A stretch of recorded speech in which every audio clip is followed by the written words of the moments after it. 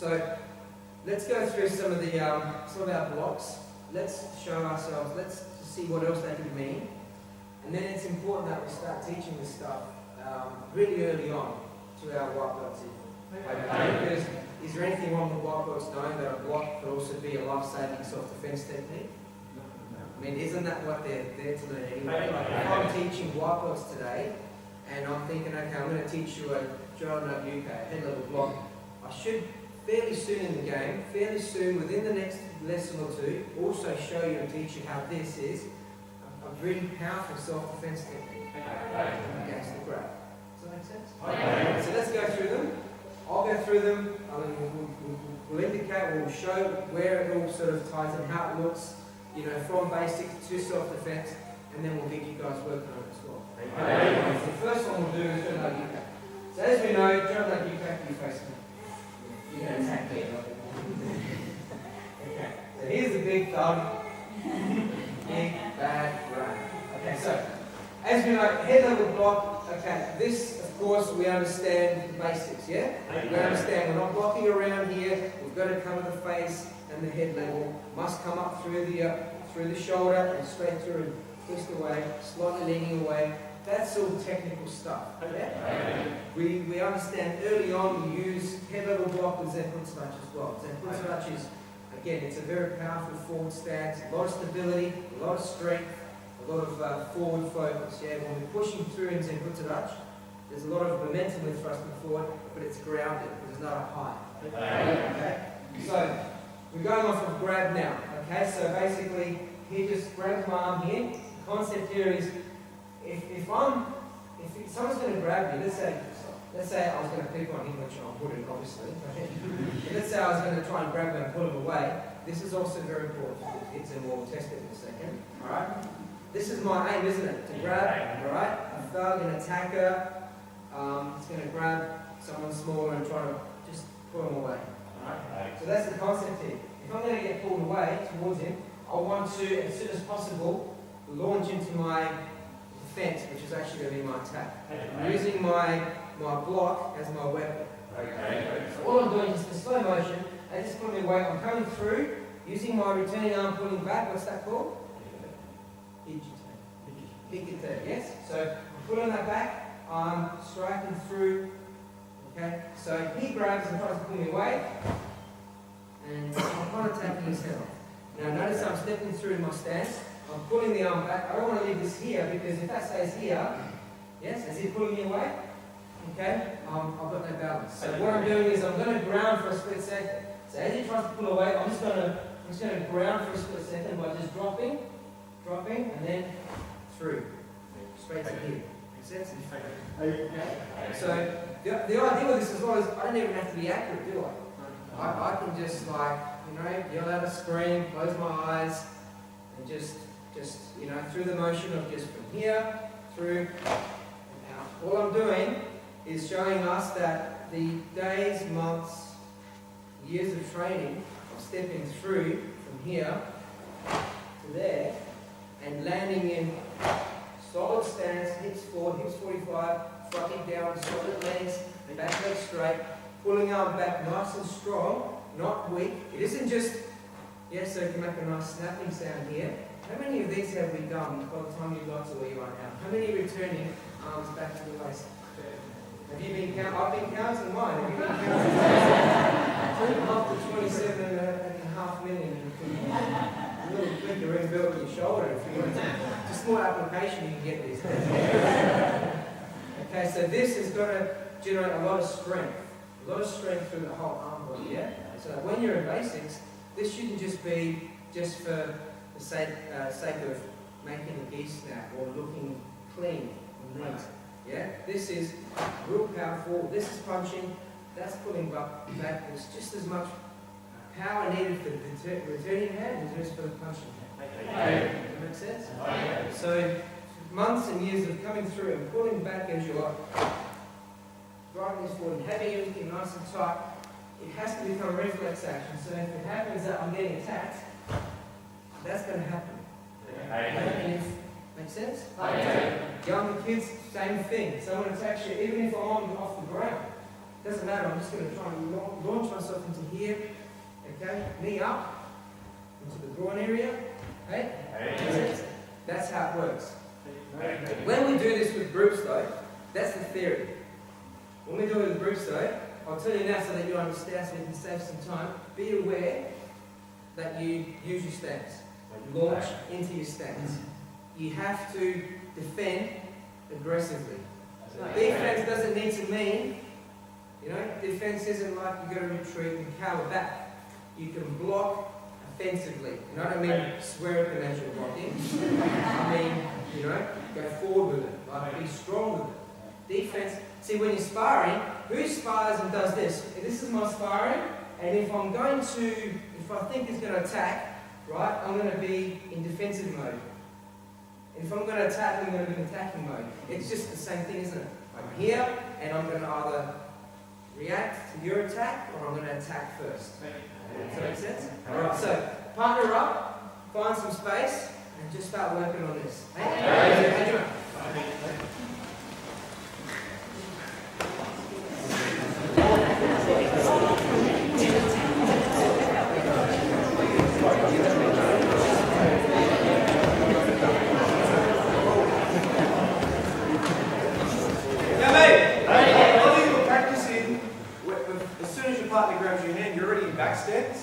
Now, unless you walk around the street, you're not really practicing the right way. So you're best off, see those guys over there. Go! Makes sense? You've got best off practicing things by surprise, where you're a bit more chilled out and you pull off balance.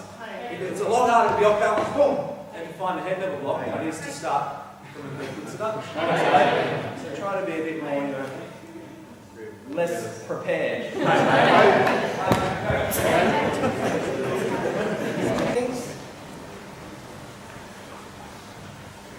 Okay, so as I mentioned as well, the stance, you've got to be standing. This isn't dojo kumite. We're not working off of punches. This is now taking our basics and we're turning into self-defense application. It has to be, you just got to be standing. And you just got to come up from an angle, even probably from the side. Yeah? Even from there. Does that make sense? You work on this arm and not that arm. Well, these are the questions we must always ask ourselves. Every time we do any application, or as we call it, bunkai, we must prove the theory. And sometimes a student will come up to you and say, hey sensei, is this bunkai? Anytime I've been asked that, I'll go by one rule. Does it work? And if it works, then yes it is. If it doesn't work, well then, no, it looks nice, but it wouldn't work in real life. Does that make sense? So I would just be here. He needs to just grab my hand and just want to go that way. Yeah? Now I even want you to take it to the next level where it may mean you've got to take a few steps with them. If a smaller person resists a bigger person, the grip increases, yeah? Makes sense? The grab might turn into more of they might want to hit you, they might want to, quieten you, whatever. Does that make sense? So, sometimes it's almost like they're saying, okay, you want to go this way? No worries, we'll go this way. So as I'm going, I'm getting ready. I've got a split second to mentally prepare myself. To just the shock is going to hit me very quick. But if my training can kick in, what's the first thing I want to think about? I want to, just release my knees, just drop down a bit, stay on my feet obviously, don't allow myself to be pulled to the ground, and that in itself will help that. If he's pulling me away and I'm stiff, I'm going to fall. If he's pulling me away and I drop my knees, and I take a few steps, then I'm also preparing. So as he's going, I'm going, boom. Okay? So that's what I want you to practice. Just one side, that side from the front. For now. Yeah? The other thing is, I've seen a few of you do this. So you come through, and the arm is here. Notice the angle of my arm. When it goes past 90 degrees, it weakens. Okay? Now, unless you want to strike with the elbow, that's fine. You might say, well, I was actually going to strike with my elbow. Okay, no problem. But for now, let's just understand one principle. This thing here, the arm, bend at the elbow, 90 degrees, is the strongest angle. Right? Strongest angle. You need to develop this strength in this part of our arm. Okay? So don't go in and don't be too open. And that's okay to affect. But what's worse for you is to be practicing to do this. And notice how I'm also, look how close I am to him. Right? He's going to headbutt me maybe. Does that make sense? I'm just too close. Notice how I'm not using the principles of my basics. Some of us are doing this, coming through, and hips are split. Now, unless I want to give him a kiss, I don't need to be doing that. Alright? So, the idea is hips 45, open up, gain more reach. So if I'm here, there, it's got nowhere near as much reach as there. Open up, use the basics, use the principles, open your hips up, launch into a longer stance, solid stance, extend out, and this arm here must be really strong. The hikite arm, pull right back. What you could even do is an extension of this exercise is to go to here, from there, this is still connecting, I could actually drop and return. I could use 1, drop down, 2. Okay? And here, come through, there's 1, this is still hanging on. I can use this arm here to drop down, release, 2. Okay? I can even push through again. 1, here, 2. Make sense? 1, 2. That's what I'm doing, is coming forward 2 steps. Forward 1, forward 2. There's 2. He attacks at me from here, from this. I'm going through 1, continue through, 2. And I can even use this as my takedown. Very simply there was a takedown. Okay? Slow motion from here, there's 1. Strike down. This is already going to hurt anyway, so his head's kind of facing here. So that's going to hurt a little bit. And then continue through. This is a little more advanced, of course, but just to practice it. Drop down, elbows down. Okay, cut through, step through. Yeah, notice where my leg is. Back to this, and down. Okay, so practice that, okay? Think of principles. As you're doing this with your partner, think of the principles. Okay? You can't break principles. It may look messy. It can look not exactly like the real thing in the kata when we go through kata later, but as long as the principle is sound, everything's fine. Questions? Yeah, just thinking actually a lot of great people who have different distance and control. Would you suggest maybe aiming for a lot of Absolutely.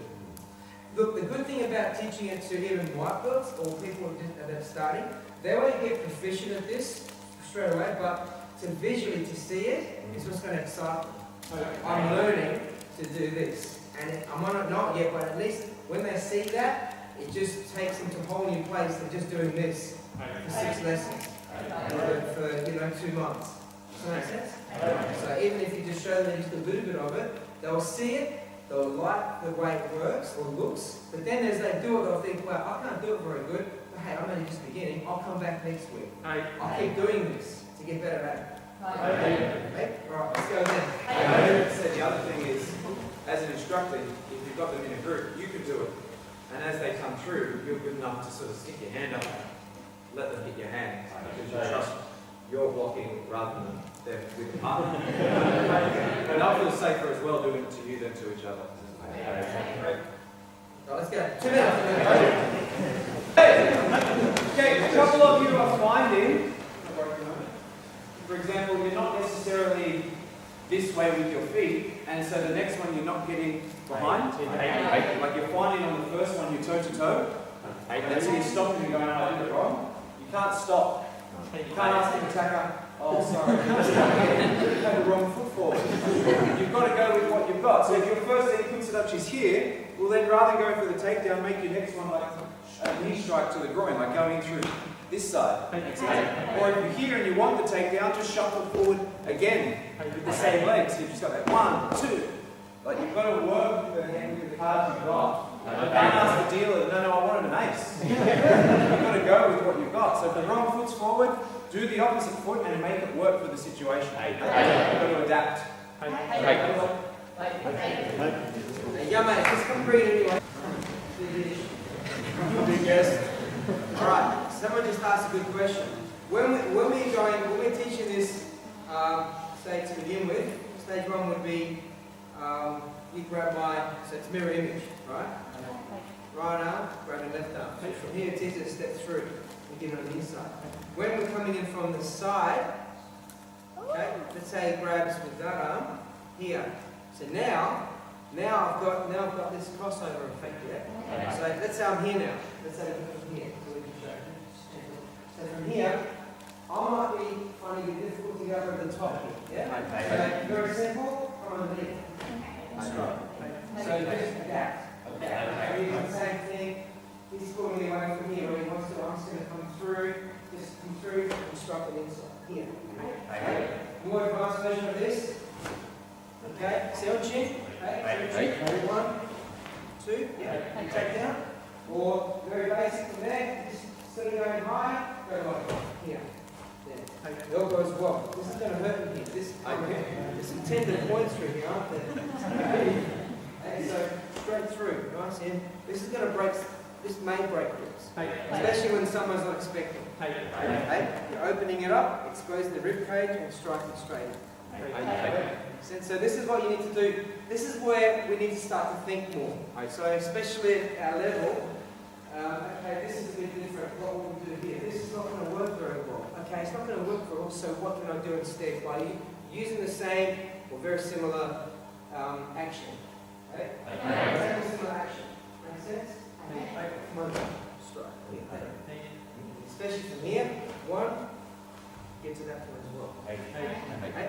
A little more advanced to go from the first to the second, but at least you can go to the first with the lower grades and then take the second from the high grades, take it through the second step. Like the high grades, you take it through the takedown. There's the first one, there's the second one. Or here's the first one, strike through, do something else with the second one. Or here's the first one, now work, and then combine with a kutsuraj. So you can practice, there's 1, there's 2. Okay? There's 1, there's 2. And then turn that into this. Put it into application a bit more time. Does that make sense? All right. Let's go to the next one. So